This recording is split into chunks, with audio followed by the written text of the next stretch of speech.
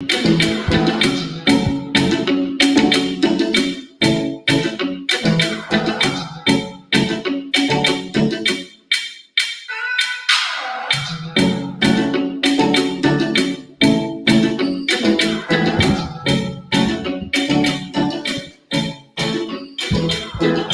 morning, everyone. This is Financial Literacy 101.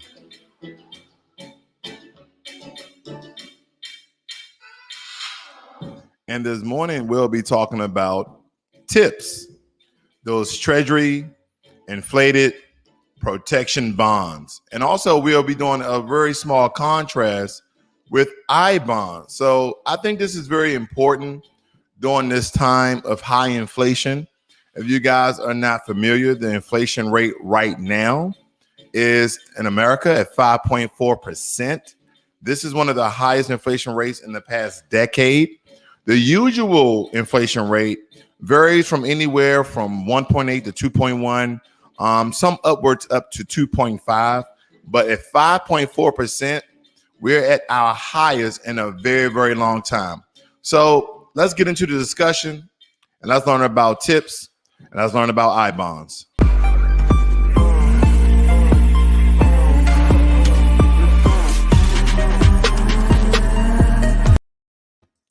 Good morning, everyone. So inflation pushes savers, yourself and by diminishing the purchasing power of the money we save.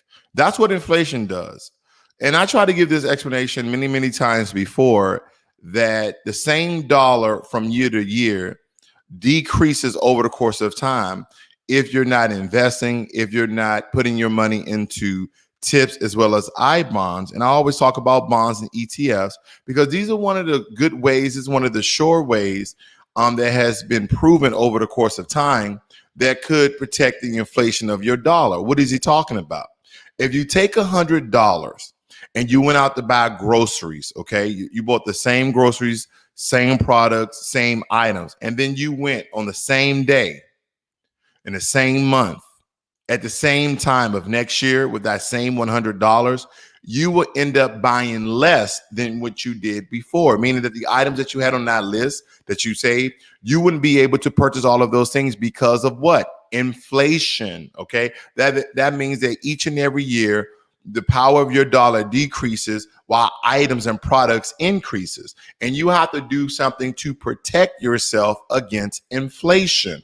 So inflation pushes savers like myself and you by diminishing the purchasing power of the money we saved after a decade. Now, after a decade, as I said before, of low inflation, this topic is once again is on the tops of many Americans because we understand that bonds, especially those with low interest rates and longer durations, are particularly susceptible to inflation. There are bond options which can mitigate the impact of inflation. I'm talking about I bonds and Treasury inflation protected securities, which is another form of bonds. Now, when I was building my own portfolio, I elected to allocate a portion to tips. Okay, and that's the acronym that I'll be using when I'm referring to those Treasury inflation protected securities. I'll be using tips. I did not allocate any money to I bonds. Now, being someone who is a buy and hold investor, set it and forget it, I haven't thought about this topic, but in the recent few days, I've had a couple of my subscribers reach out to me and say, hey, can you explain a little bit about bonds? We hear you talking about bonds and ETFs being some of the safe investments. Can you break that down? Can you explain that to me? I said, no problem. Because I believe that this is very, very important for us to look at and also invest in, okay? So with that being said, recently I revisited a topic that we're going over today about I bonds and tips. And then I decided to change my strategy moving forward because it's worth taking the time to understand the role of an I bond and also tips in your particular portfolio, okay? And you may have many portfolios. You may have one portfolio. Now, the difference between them and which better suits your investment needs are the similarities and differences between I bonds and tips. So let's start with the similarities and differences between I bonds and tips. Now, which will inform you which best meet your investment needs. Now, both I bonds and tips are bonds offered by the US government. As such, both have a low default risk. Now, you can purchase either of them directly through the Treasury Direct website, which I strongly encourage you to do so. And let me pop that up here for you guys in one quick second. Me personally, this is where I buy my bonds at, and I think that you guys should go out and buy your bonds, because it's one of the sure ways that is with the federal government. So you know that essentially you're going to get it back, because everything is backed by a fiat. But nonetheless, here's a quick depiction. Here's a quick depiction of the website that you guys need to go visit. Okay, and also you can read more about tips. And as you scroll down, they have all other types of bonds. Okay, so you can read about tips. Let me go back one here. And you can also read about I bonds. It breaks it down, the series 1 I bonds. Okay, so you can read more about that. So let me break down this even further for you guys. When you guys are building your portfolio, anytime that you're building your portfolio, you have to back it up with bonds and ETFs, exchange traded funds. This is the hallmark. This is the foundation. This is the base. This is the premise in which you have to build your portfolio, because without it, your portfolio may fail. It's kind of like building a house without a foundation. It will utterly fail. I want you guys to take a moment, and I just want you to think about that.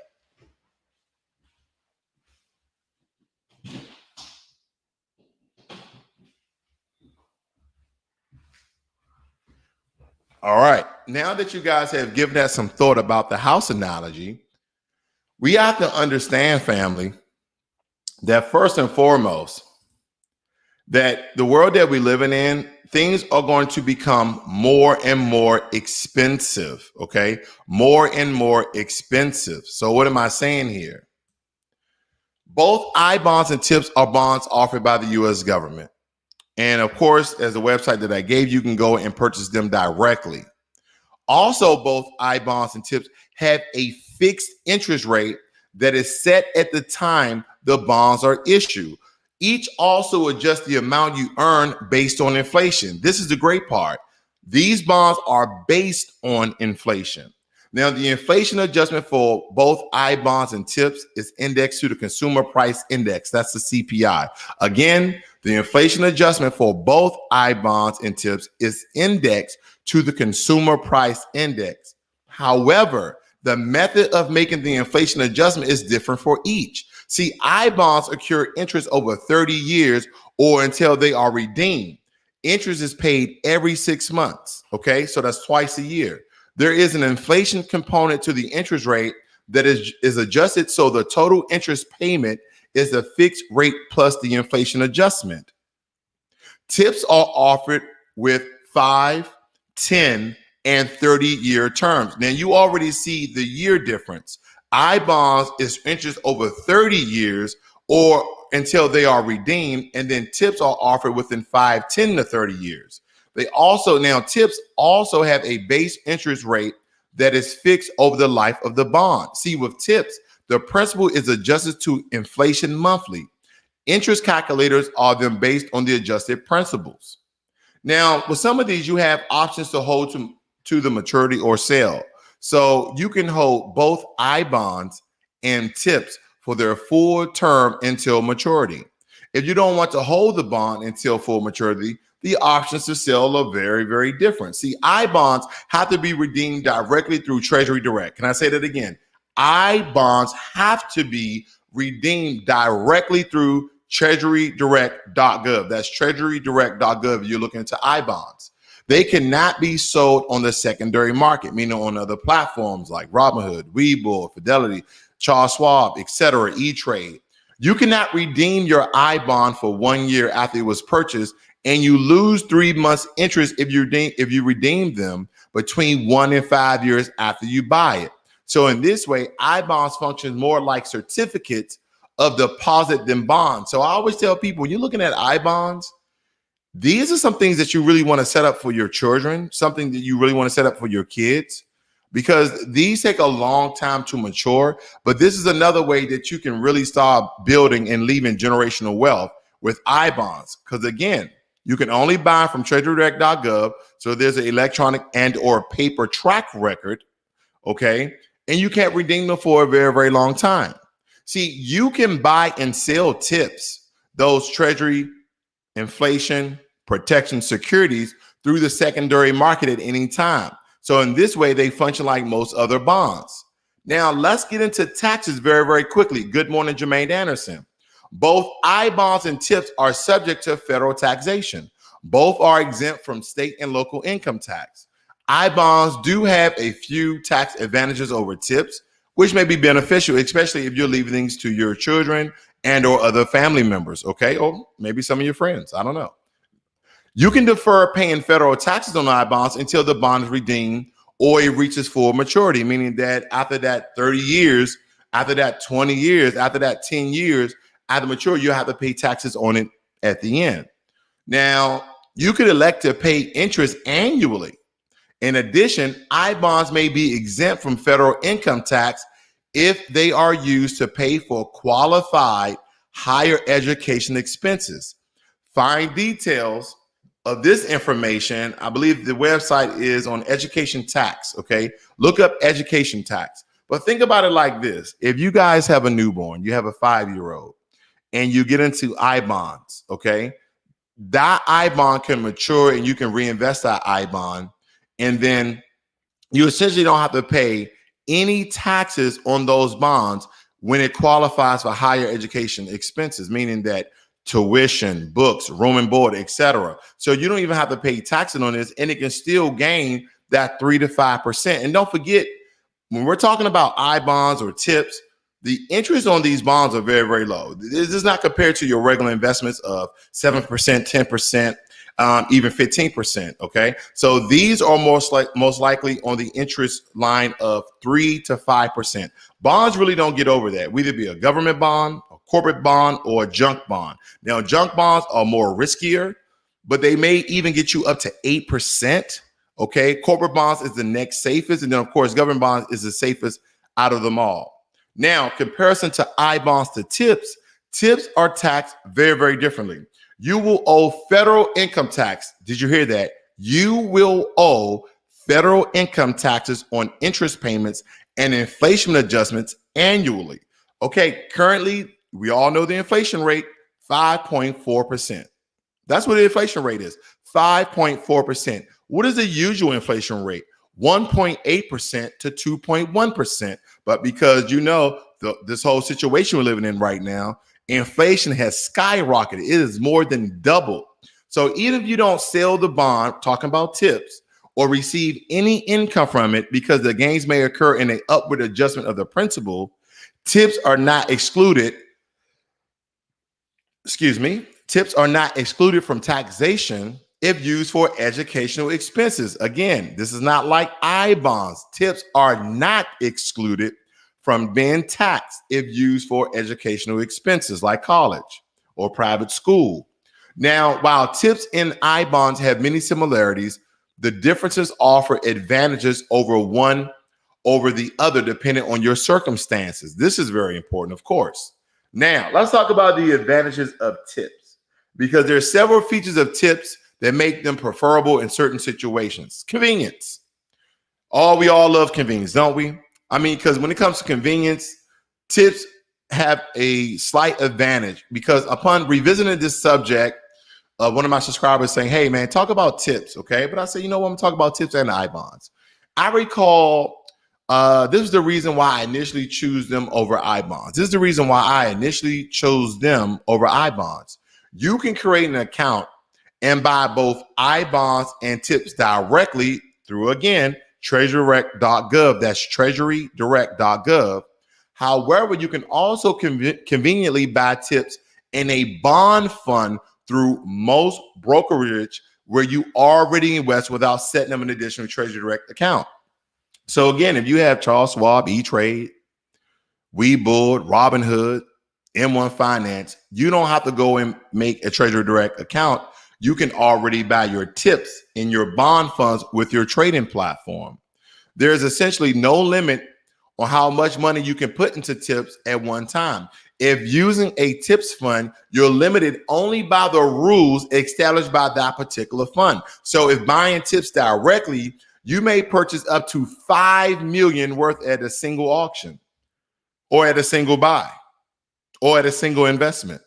So conversely, you are limited to purchasing $10,000 per person per year of an electric bond, I-bonds through Treasury Direct, because on Treasury Direct, I-bonds do have a limit. You can only, again, purchasing up to $10,000 per person per year of an electronic, because there's two types, electronic and paper, of I-bonds through Treasury Direct. So you can buy up to an additional $5,000 per person of a paper bond, okay? And we're going to get into that, by overpaying your income taxes through the year and then receiving the refund in the form of I-bonds rather than cash. So if you want to solely build a position in an inflation protected bonds, buying an I-bond is a reasonable option.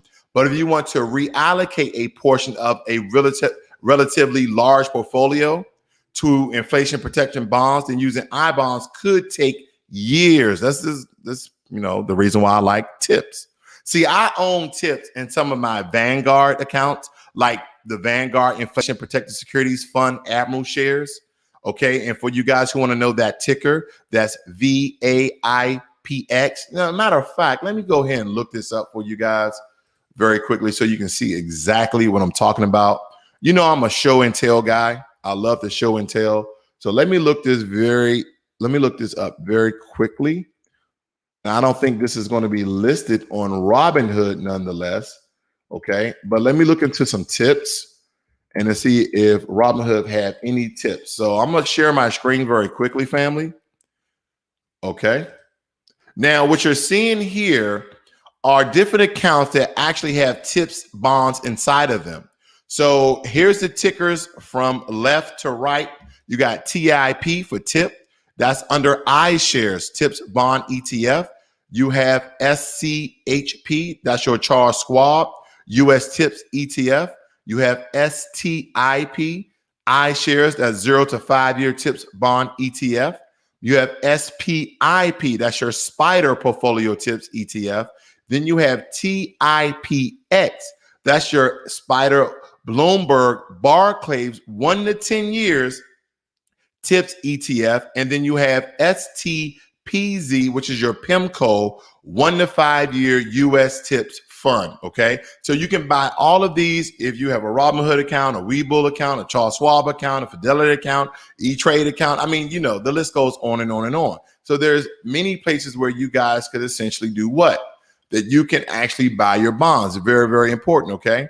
So let's move on to something also other impertinent where you guys can absolutely buy them at. This is treasurydirect.com. Now, if you want to know more information about these bonds and you want to read it for yourself as far as in depth, more so than the information that I already gave you, this is going to break down what an I-bond is. And as I was telling you before, that the electronic maximum is $10,000 and the paper maximum is $5,000. Okay. And the differences in between that and how you purchase them, they do give you that information. And then the minimum purchase of an electronic bond is $25. And then the minimum purchase for a paper bond is $50. I know it's quite confusing. It's like, okay, well, the maximum is $10,000 for electronic, but the minimum is $25. And then there's the paper at $50. And then the maximum on paper is $5,000. I know. And then they also give you the the available bonds, whether it be electric or paper. As you can tell, the electric ones goes up to 25 to 10,000, and then the paper goes up to 50 to 1,000. And it breaks it down very, very easily for you guys to follow. And any other questions that you have, if you're looking from left to right, let me blow this up. If you want to buy, redeem, replace, or issue, convert any type of your bonds, they give you all that information right here at treasurydirect.gov. Also, if you go over to tips, you click on tips, it gives you a breakdown of what a tip is. So if you guys want to get into that, and some people may want to separate their bonds from their regular investment. So again, coming over to treasurydirect.com, I mean, we're living in the country of fiat.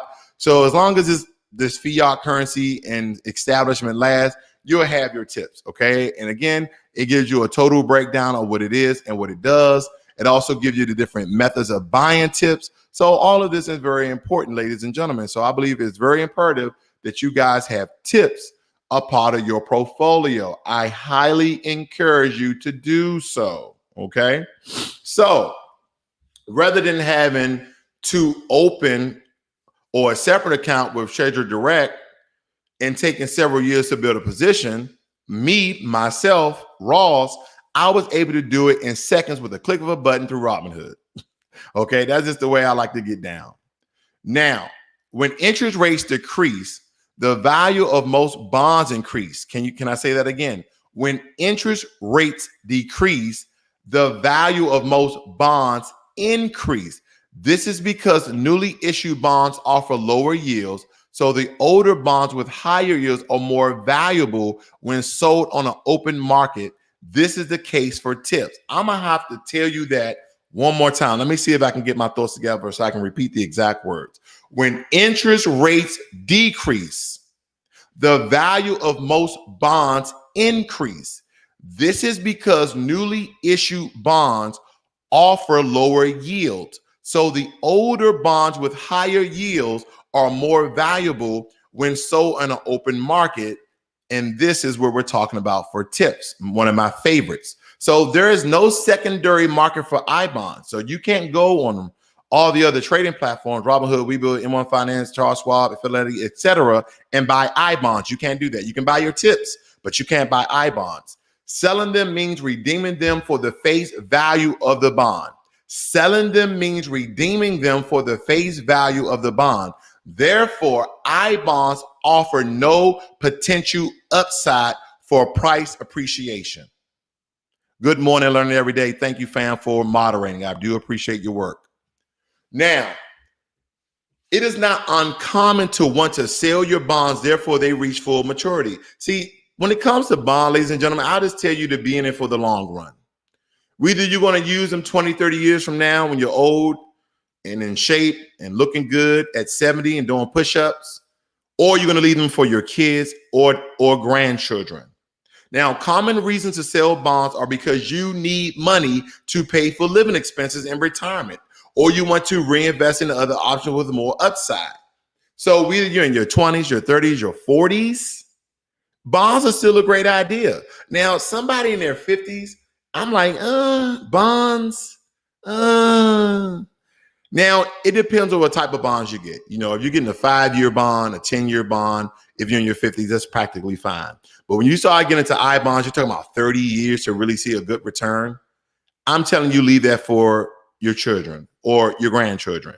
When it comes to tips, depending on how you build your tips portfolio of the different tips mixtures, then there are some great ways still to make money even in your 50s. Okay, there ain't gonna be a significant amount of money compared to a regular investment, but it could be a good amount to hold you for those living expenses when you're retired. Because there's a secondary market for tips. You can sell them at any time. This is what I love about tips. You can sell your tips at any time. Now, I-bonds restrict the ability to redeem them in the first year after they are issued. You are also subject to a penalty of 3 months of interest if you sell an I-bond within 5 years. So you can sell your I-bonds within 5 years. Now, granted, over the age of 50, 40, 30s, I-bonds are still a great idea. You should have a great mix, okay? Because you can't sell these bonds after 5 years without being penalized at 3 months of interest. So if the interest is 3%, then they're going to take 9% from the amount of money that you invest into your I-bonds, okay? So that's why I lean more heavily to tips. I can't tell you which one is better for you. It depends on your circumstance, your lifestyle, etc., and also the way that you go about paying your taxes. Now, only after holding an I-bond for 5 years can you redeem it without penalty. So this is one of the pluses of I-bonds. You have to hold it for 5 years, but when you do, you pay no penalty. If you sell them or cash them in before 5 years, then you pay up to 3 months of interest. Now, tips are better in tax advantage accounts. Tips are better in tax advantage accounts. Tips can be bought and sold in any amount at any time. Let me say it again. Tips can be bought and sold in any amount at any time, making them convenient to use when rebalancing a portfolio. And ladies and gentlemen, this depends on how your portfolio is set up. if you have mostly ETF, index funds, and bonds, you don't really need to reallocate, rebalance your portfolio. But if you are heavy in individual stocks, individual asset classes with no ETFs, then you should be looking to rebalance your portfolio anywhere from 6 to 8 to 12 months a year. And I'm not saying that it needs to be rebalanced, but you may want to look for it to be rebalanced. That's a side note. But it is typically best to rebalance within tax advantage accounts where you won't owe taxes on any capital gains. This brings me to my other account, Wealthfront. Wealthfront does pretty much all these things for me. I can reallocate to be more riskier on a level 10 or, 8 to 10, because that's how they kind of rate your risk level. They say, hey, what do you want your risk to be at? Anywhere from 1 to 10. I think I put mine around 8, I believe, if I'm not mistaken, but you guys can even go down to 1. And I might just show this on the screen very quickly as I'm ending here, but I think it's important that if you don't want to do this yourself, there's a lot of platforms that's out there that would do this for you. Again, there's a lot of platforms that's out there that would do this for you and make this very, very easy for you to do. Nothing of these things nowadays, because of technology, is hard. They're making investment absolutely easy. And I just wish that more people will invest and look towards their future. This is important, family. Now, I'm trying to look at my risk rating here. I'm looking at my money. Give me 1 second. Let's see here. I'm trying to look where I can absolutely see my automatic savings is still going. Give me a second, family, as I'm looking at my risk ratings here. I want to make sure I give you the best information possible when it comes to your risk rating. And a lot of people are not familiar with Wealthfront. I used to do a lot of videos on Wealthfront back in the day, and I moved slightly away from it. Not because it's not good information. It's just that a lot of people just, where the investments at? Where the investments at? So I'm trying to find where I can set my risk rating. Okay, I'm trying to find out where can I set my risk ratings at. Okay, believe I have. Here we go. So let me show you this very quickly, family.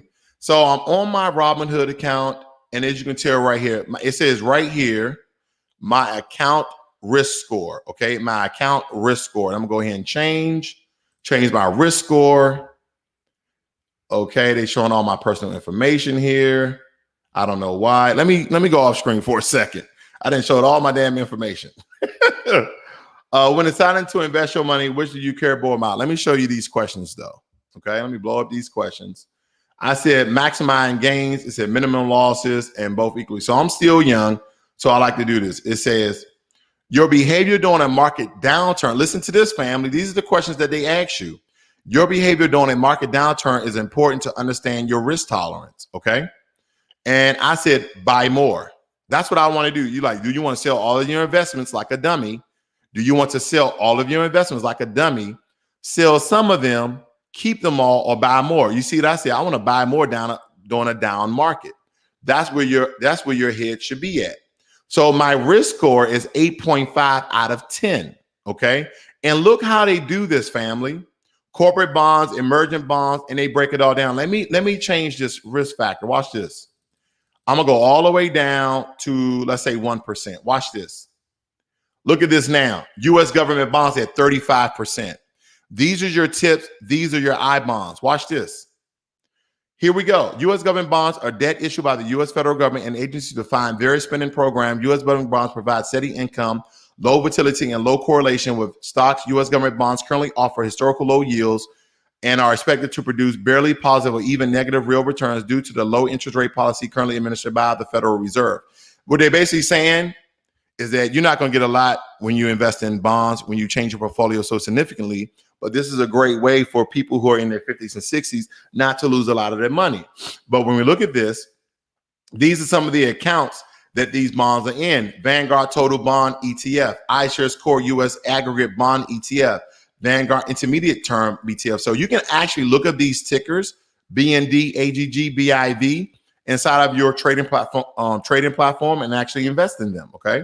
So these are some of the ones, and then you can go back, right? And then you may want to look into some corporate bonds, and they show you where these corporate bonds are located. Okay. So then again, if I want to trade my risk rating, they're going to change the allocation of my bonds. Now you don't see government bonds in here. You just see corporate bonds and emerging bonds. But as I lower my risk rating, where they go, U.S. government bonds at 18%, because U.S. government bonds are what? A safer bet. That is why you see the different allocations when I'm doing with that within my account. Okay. So ladies and gentlemen, I think you get the drift here when it comes to I-bonds versus tips. If not, rewind the video. You know how we get down, ladies and gentlemen. This is Financial Literacy 101. Learn money and be inspired. You guys have a great and wonderful Tuesday. And I'll see you guys tonight at 7 p.m. Central for your cigar talk. I'm out.